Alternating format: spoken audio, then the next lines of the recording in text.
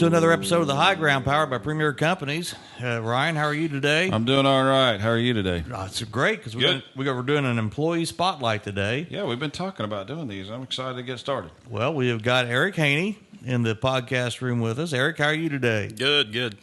Well, Eric, tell us a little bit about yourself. What do you do now, and where do you work, and how you got your work experience getting up to this point? Well, I'm a manager out at the Cortland fertilizer plant.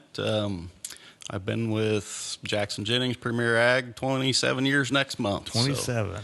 So, I started out as an applicator October of 95 and did that for about 11 years. I think around 2006, somewhere in that range, maybe early 2007, I took over as manager at Cortland. That's where I've been ever since. I've still got pictures of Eric that we use for training. He was out in the field, and he was an applicator, and he had all of his personal protective equipment on, and so we go way back. Haven't aged a bit, have I? Not at all. I've known Eric for a long time, too. Thankfully, there's no pictures from back in those days. I've heard their stories, though. No, we're not going to get into it. Yeah, we'll save those for another day. You know, all the fun stuff we never really get to on the podcast. No, that's fact. That's a fact. But we did go to school together at VU. Yep, between correct. 93 and 95. So we've and we ended up together here. So. It's a small industry, isn't it? It is. Yeah, it absolutely is. So give us a little size perspective of your branch, and just give us an idea of what all you've got control of out there. We've got custom app. We've been doing about 250,000 acres. That's been about the norm here for the last several years. We spread somewhere between 20 and 30,000 ton of ag lime in the fall, early spring. We run about, I think this last year, 52,000 units of soybeans treated through our facility. 6,000 bags of corn, I believe. We're busy all the time. That sums it up. How many people does it take to do that, Eric? In the heat of things, if we can get enough help, which has not been the case the last few years, we probably got 45 employees, applicators, support staff, and everything. The last couple of years has been a struggle, of course, but we've made it through. Talk about struggles. What's some of the most challenging? So you're in management, have a lot of direct reports, a lot of different. You've got a whole range of experience. You've got some really seasoned, experienced employees, and all the way to brand new, temporary help that shows up. Tell us what's some of the most challenging things with running a retail facility. No 2 years are the same on challenges. I mean, the last couple of years has been help and supply issues. There's years where it's weather. Just no 2 years alike. I mean, it's hard to explain, isn't it? I mean, we'll start out a season and be like, yeah, this is kind of like 1997. And before you're over with, it's like, oh, it's more like 2012. I mean, it's funny how certain years stick out as reference points. There's no doubt. So it's just something different every year as far as a struggle. I mean, we've got a good team at Cortland. Like Sal said, we've got a lot of seasoned employees that, they know their job, willing to step up and get the job done. We've got some younger employees, still learning, but once we get going, they see what's got to happen, and they're there as well. So people don't certainly if you're not in our industry, and really if you've never been around one of our hub facilities, you don't understand everything that's involved. How do you keep it all? So a truck goes out to go spread fertilizer or spray. Tell us everything that's involved with all the support people that have to also support that machine that's out in the field. Well, when I first started, I did it all as far as dispatching and keeping tenders in line. And as we continue to grow and bigger, we've added, got help that helps with dispatching fertilizer and organizing that. I've got a seed guy. I've got a chemical warehouse guy. I've got a dry fertilizer guy now. And, we all work together as a team to keep that all straight and try and keep each other in the loop on what's going on. If, it happens every day. Myself or David Bush or Levi or somebody's out in a seed tender or a tender truck, and somebody calls and like, well, where do I need to go next or what's going on? So we got to kind of keep each other informed on what's going on, so somebody can fill that void when we're in a tender truck or a machine or whatever the case may be. I think it's neat the way their office is set up. I mean, Eric's got his support people are real close. I mean, the office is fairly big, but their desks are fairly close, and within voice range anyway. Right. Right. Sometimes that doesn't have to be very close, I'm sure. Depends on the volume. Probably hear from here some days, I'm guessing.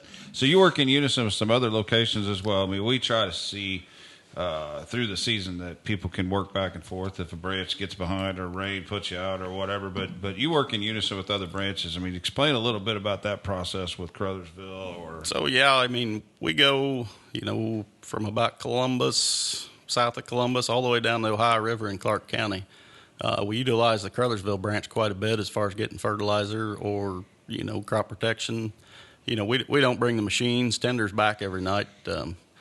For most of the spring, those guys, if they're in that area, they just park there. They'll bring a pickup back, either to Cortland or just take it home, whatever's closest for them.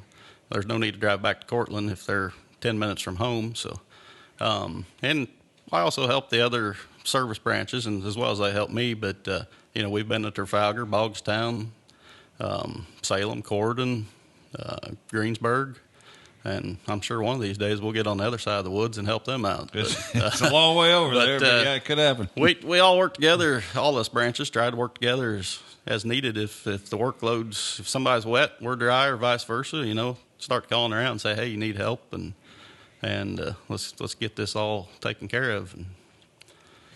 Very good.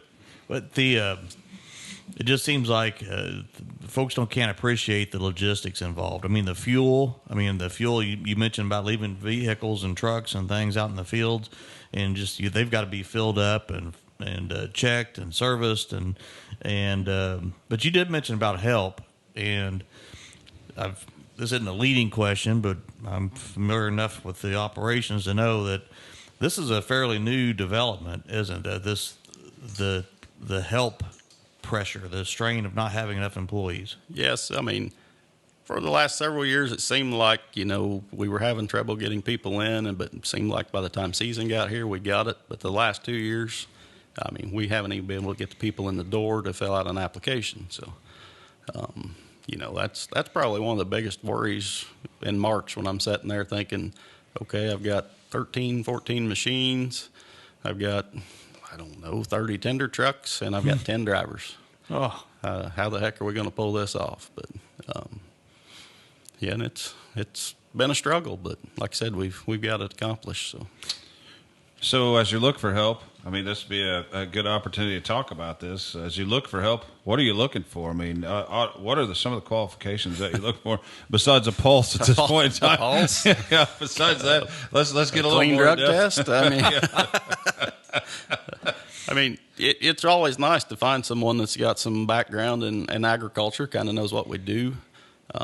Many times I can tell someone about the long hours we're going to work in the spring, and they'll sit there and tell me, shake their head, yes, I'm up to the challenge. And the first night of 16 hours, and the next day you don't see them. I mean, and that's frustrating as well. You've spent some time to get them trained, show them what to do, and boom, one day in, and you're starting from ground zero again. And but yeah, I mean, it always helps with the ag background. Or I've got several guys that are retired truck drivers, or one guy was retired from the telephone company, but he had a CDL, and they're willing to work kind of as I call them. Those work out great, but in this business anymore, we're busy almost year round. I mean, we're getting ready to go into cover crop season, flying that on. It takes a couple of guys just to keep seed. Then fall fertilizer, ag lime. I mean, and that, we'll spread fertilizer and lime all the way up until the ground freezes or whatever. So, I mean, it's when I started, it seemed like you got to August, September, you kind of coasted through, didn't have a whole lot going on, got a little busy in the fall. By Thanksgiving, you were done. Maybe top dress wheat back then, we'd do it as soon as the ground froze back in January, sometimes December. And, now we're not top dressing wheat until, You're talking last March. freeze, not first freeze. Yeah, Wow. right. Like, okay, maybe we'll get a frozen morning here. We can get this done.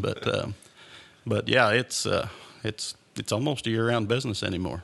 You know, when I was younger, I mean, yeah, it was a long day, but we do pay time and a half. And one thing about that is you can rack up some, if you're willing to work, you can rack up some pretty good checks pretty fast if you're putting in those hours, even on a temporary basis. So if you're a young person coming out of high school and you haven't quite got your career path set, one of the things that we have to have is a clean drug test. That is a requirement at Premier Ag, and a good driving record.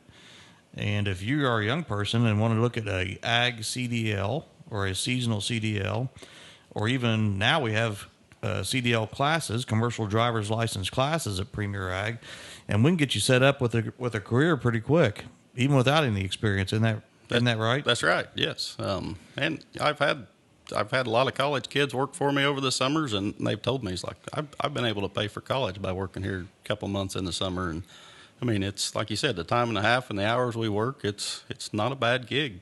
Well, you kind of hijacked one of my sales interns this year, didn't you? It's fun.